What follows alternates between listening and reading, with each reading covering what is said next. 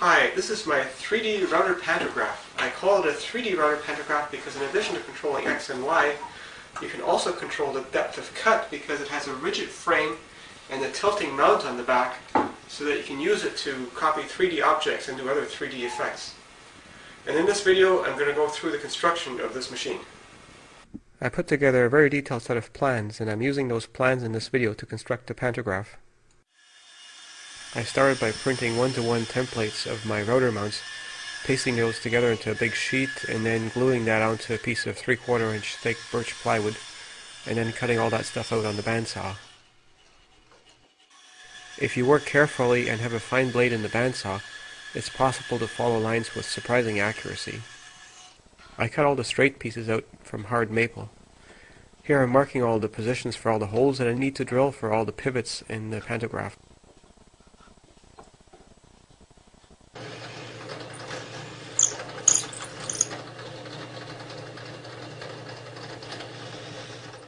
Now the holes I drilled ended up being very tight for a piece of 3/8 inch rod. So I made a sort of reamer out of 3/8 inch rod, which I'd use to expand the holes a little bit so that the shaft fits more easily. I made that reamer by cutting a lengthwise slot near the end of one of the pieces of 3/16 inch steel shaft. All the parts for the pantograph were just butt joined together with glue. It's not a high stress application, so that's actually quite adequate. I do have to be very careful getting everything reasonably lined up. Clamps often cause things to slip, so weighing things down instead of clamping actually helps a lot. Now which way does this part go on again? Let's check that against the one-to-one drawings. Okay, now I know.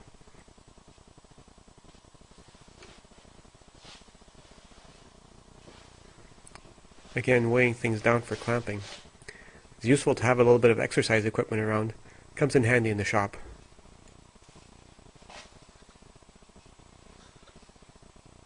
To get the other half of my links aligned, I actually put pieces of my steel rod in there, and that really helps line things up as I squeeze it together.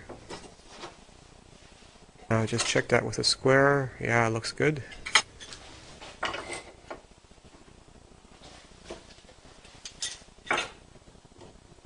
And here's the bottom half of my router mount all glued up.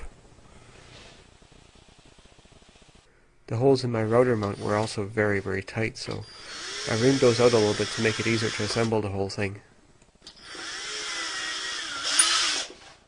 I'm using 4 3/16 inch steel rods to go in all the shaft holes.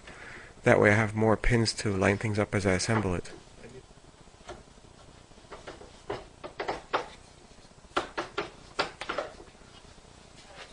Now let's check that with a square. That looks good. So let's pry that apart a bit again so I can get some glue in there.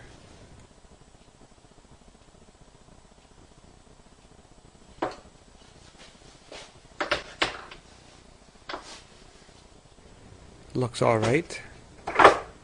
So now let's clamp that thing together.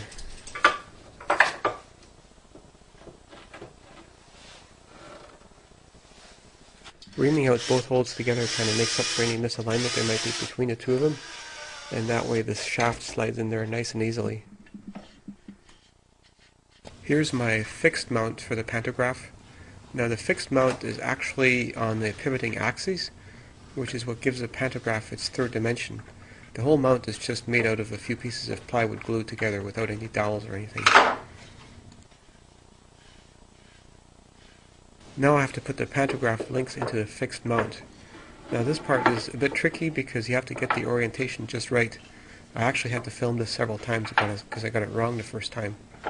So here's sticking my shaft in there. It's a little bit sticky, but that's okay for it to be a bit tight. And now pushing the shaft all the way through.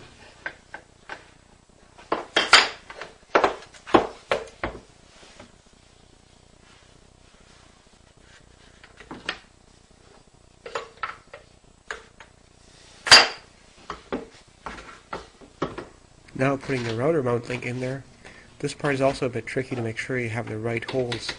I've actually misassembled my own quite a few times, but this is the correct way for the 1/2 magnification.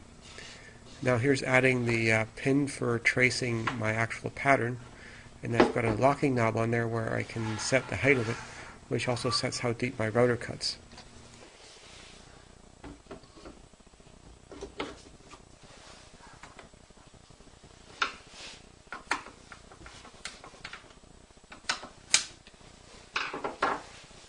There's a few chamfers that need to be cut out of the mechanism here and there to get the full range of motion. It's easiest to just not cut these, and then once the thing is put together, look at where it bumps and cut it out with a knife.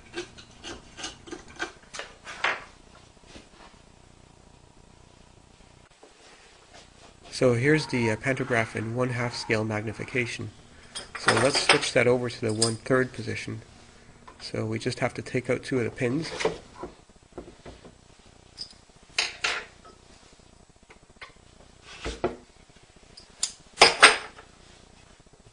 Now with the pins out, the mount just slides diagonally, and then we put the pins in the other set of holes.